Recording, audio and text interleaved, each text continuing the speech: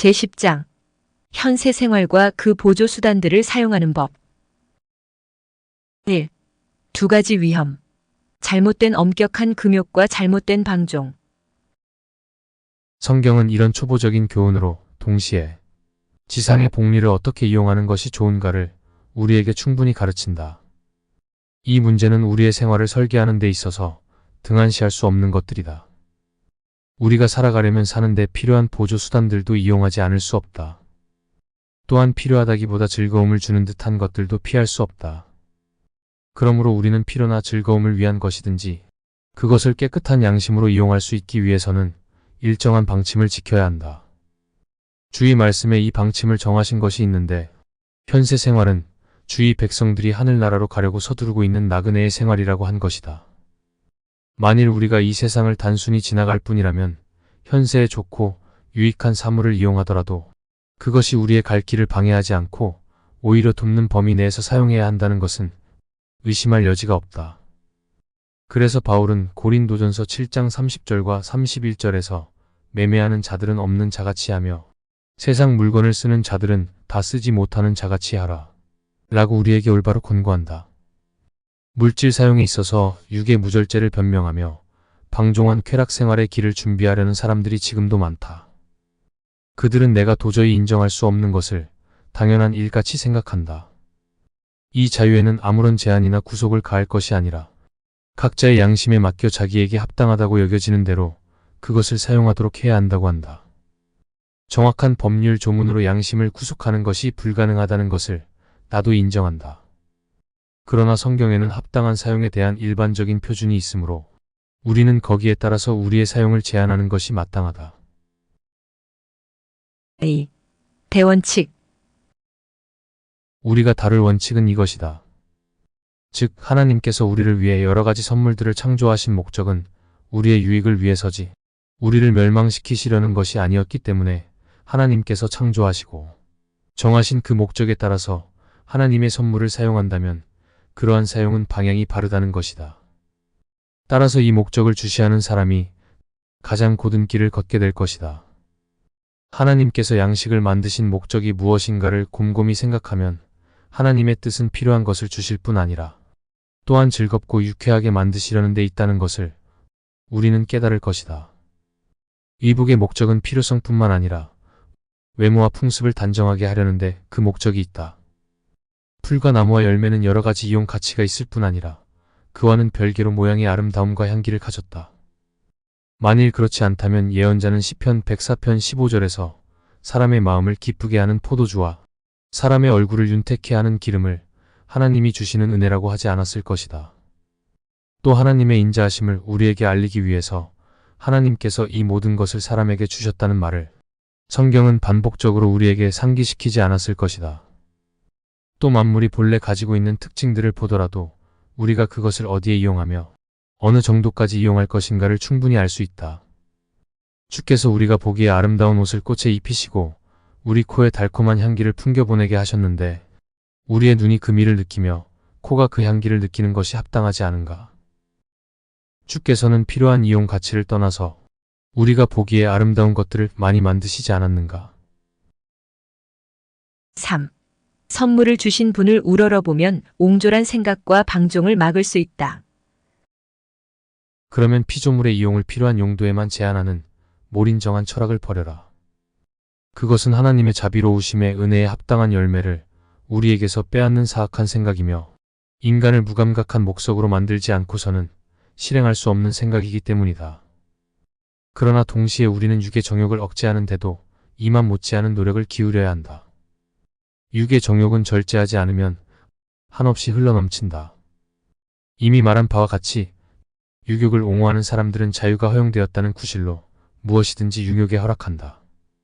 정욕을 억제하는 방법의 하나는 우리를 위하여 만물을 지으신 창조주의 뜻은 우리가 그를 인식하며 그의 인자하심에 감사하도록 하시려는 데 있음을 확인하는 것이다. 만일 연락과 폭음 폭식으로 둔하게 되어 경건과 소명의 의무를 수행하지 못하게 된다면 우리의 감사는 어디 있는가? 만일 우리의 육의 힘이 끌어넘치고 추악한 정욕이 정신을 침범하며 죄의 더러움이 바르고 고상한 일들을 분간할 수 없게 만든다면 하나님에 대한 우리의 인식이 어디 있는가?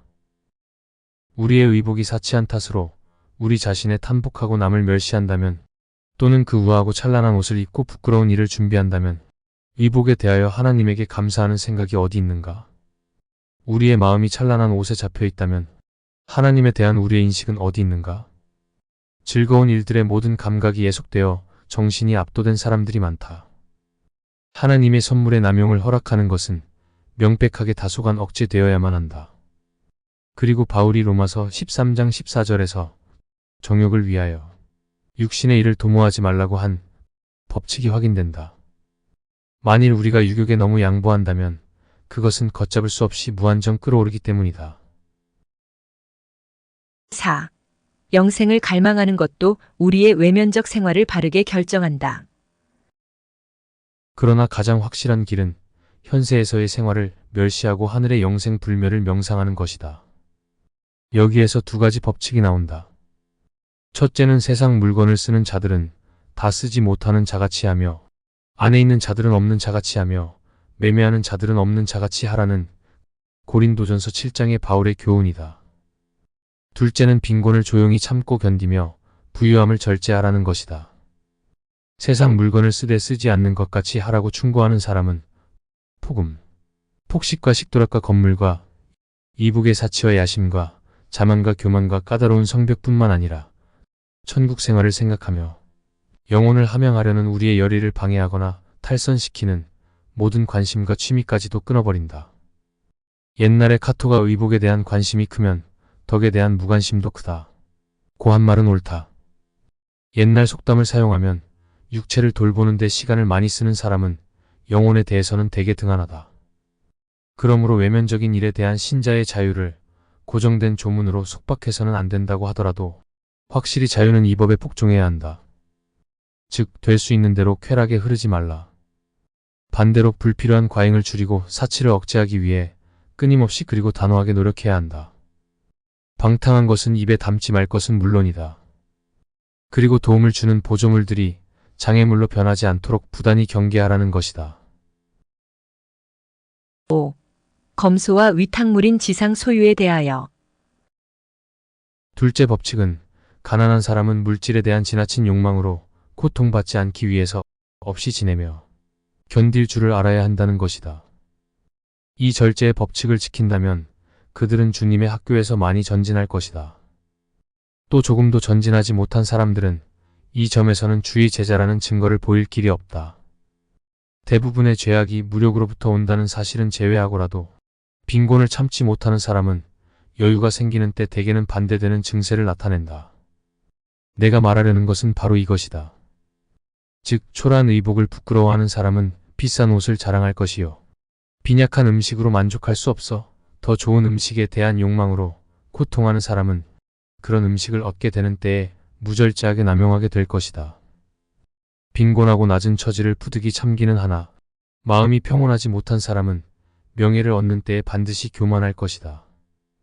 그러므로 경건 생활을 하지 않는 사람들은 모두 빌립보서 4장 12절에 저 사도의 모범을 따라 배부르거나 배고프거나 풍부하거나 궁핍하거나 그 어떤 경우에도 대처할 수 있도록 노력해야 한다. 그뿐 아니라 성경에는 지상 물질을 이용하는 데 대한 세 번째 지도 법칙이 있다. 사랑에 대한 교훈을 논할 때, 그것에 대해 언급한 일이 있을 때, 이 법칙에 의하면 인자하신 하나님께서 우리에게 물질을 주시며 우리의 유익에 충당되도록 하셨을 때 그 물질은 우리에게 맡겨진 것으로 우리가 언젠가는 청산해야 한다고 명하셨다. 그러므로 우리는 내보던 일을 세말하는 누가복음 16장 2절의 말씀을 항상 귀에 들리게 하면서 일을 처리해야 한다. 동시에 우리는 이 셈을 누가 요구하시는가를 잊지 말아야 한다.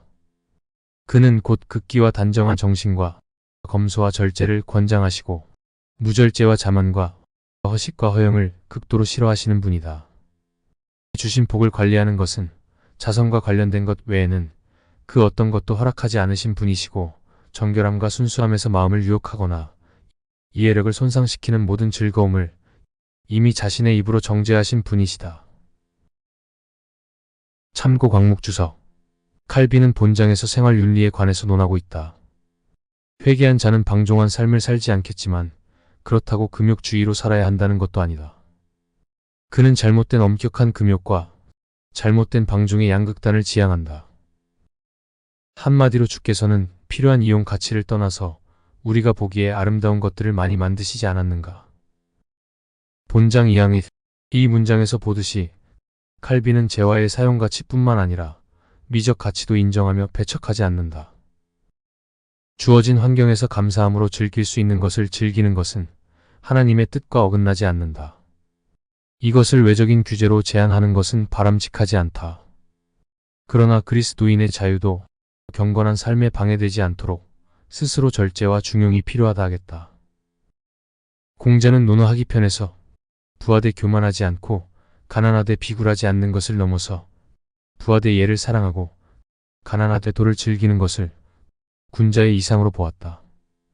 일견 칼빈의 논의와 상통하는 면이 있다.